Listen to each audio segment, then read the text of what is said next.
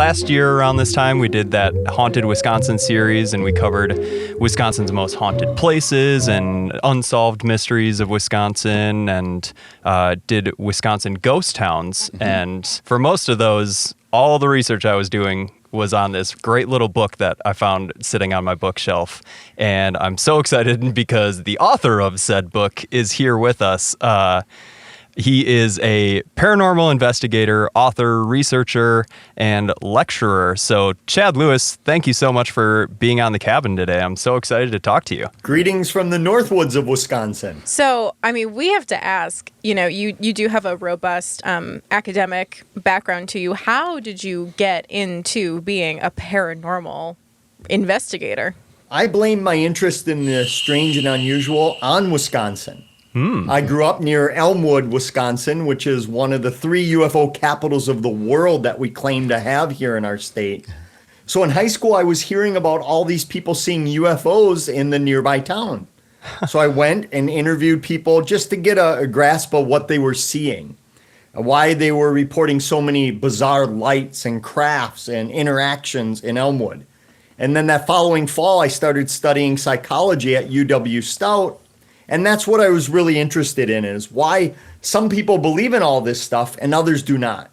What was it about human perception or belief system? So I started researching that in college and then went through grad school and ended up doing my master's thesis on students' belief in the paranormal. Wow. And it just kind of went from there. Can you sum up why some people do believe and some people just refuse?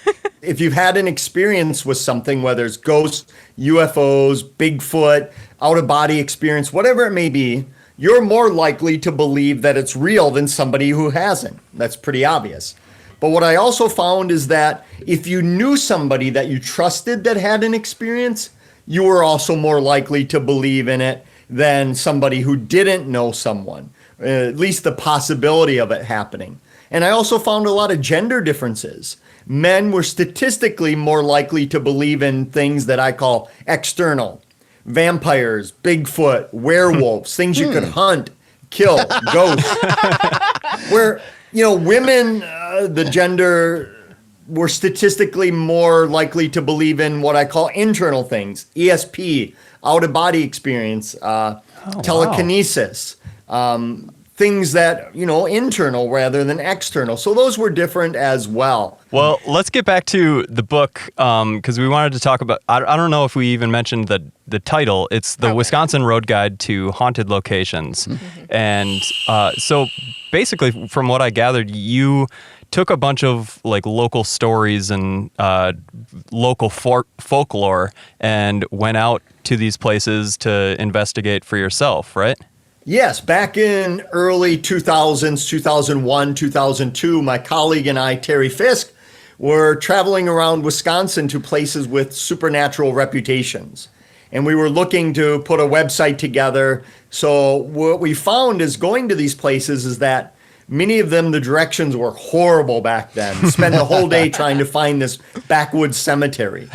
The stories were embellished. They were often made up. They were conflated with other legends. So we said, let's save ourselves a heck of a lot of time. Let's go to the bookstore, buy a book that'll tell us how to get there, what to expect, and the real history. And there wasn't one. So that's when we decided in 2003 to say, let's do it ourselves then. And that's how the road guide came about. Some of them, I noticed that locals, you would show up and locals wouldn't want to talk about these stories. Well, remember, this was 25 years ago as well. And when we went to a place, whether it was a B&B, a restaurant, a hotel, whatever it was, they'd say, we don't want to talk to you because we don't want to be in your book, because if people find out we're haunted, nobody's going to come here. And then they said, go ahead, put us in your book. Who's going to read that thing anyway? And, what a great vote of confidence.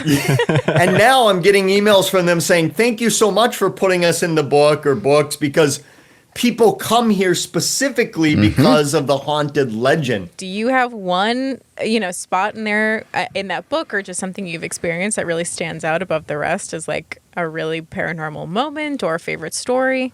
Well, I love the creepy stories, and it's a love-hate relationship that I wrote a book on the most gruesome hauntings of the Midwest, and for that entire year I was working on it, I had the worst nightmares I'd ever had in my entire life, where Wow. I would get done researching a case for the day, and I'd need to cleanse my palate with a Hallmark Christmas movie, to reset myself. But I think I love the sinister ones, even though they creep me out and I hate going to them. And one of my favorite and least favorite places is in Plainfield, the haunting associated with Ed Gein and all of his odd behavior back in the 1950s. That have left the town thinking that they're cursed by Ed's spirit, even though nobody in town wants to talk about their grisly history. I am actually not familiar. Would you mind sharing some details from that town? Oh, boy. Sure. If you're not familiar with Ed Gein, and this might be a good time for parents with children to move on for the next 2-3 minutes. Fair.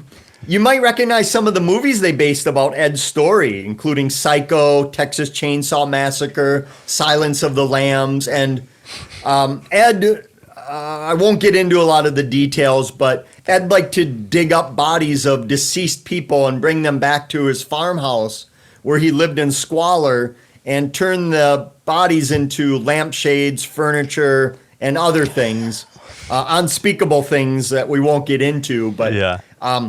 Ed's long gone, and once they found out how evil his crimes were, they wanted to open his house and the barn as a roadside attraction, a house of horrors that you could go and pay to go see. But before they were able to do so, his house mysteriously burned to the ground.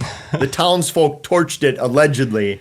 Wow. But the land's still there. The hardware store where he took one of his living victims is still there. The cemetery where he dug up a lot of his victims are still there.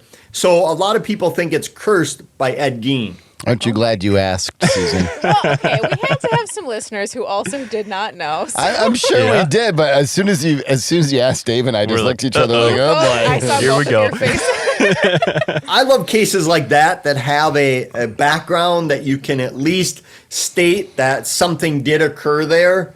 Whether or not it's haunted, I'm not sure, but at least we have an origin story for it. Yeah. Do you have any examples of places that have just like kind of fully embraced and kind of made it especially touristy, where there's attractions and places you can stay that, like, if people are looking to go kind of research some of this, that it might be a good place for them to go? Several places that come to mind in Milwaukee, the Brumder Mansion B&B will give haunted tours. The Rave, the Eagles club, the ballroom there. I've seen many scary shows at the rave.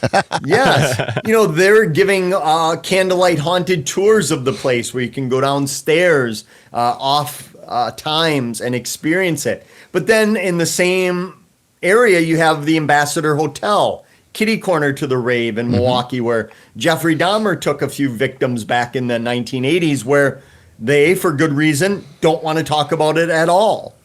Or you have the Pfister in Milwaukee, where many of the teams that come in to play the Milwaukee Brewers refuse to stay there because there's so much haunted activity, which I think it should be a rule that they have to stay there so they don't get I know, that was helping with our home field advantage. Yeah, the MLB and NBA players that we're visiting, they're all starting to like book in the Kimpton and some other place. They're scared. And then we can't even forget about the walking tours that are all over Wisconsin, from Wisconsin Dells to Madison to the Northwoods, where it's a haunted history tour that you can go on a walk and experience some of the local history and mystery. The best way to discover whether these legends are true is to get out there and explore. And I think you'll meet weird people, you'll hear odd stories, and I think you'll discover that sometimes the weirdest and scariest thing out there is often yourself. So get out there and explore. Wisconsin is a beautiful state to take the back roads, and you'll be amazed at what you're not even planning to run into. The book is The Wisconsin Road Guide to Haunted Locations. It's available on Amazon. Just go to my website. It has more than you could ever possibly want or need. Or think of the weirdest case you can. Go out there, and that's probably where you'll find me. Very nice. Fantastic. Chad Lewis, thank you so much for being on the cabin. Yeah. Keep an eye out. Will do. Thanks, Chad. Take care. Thank you.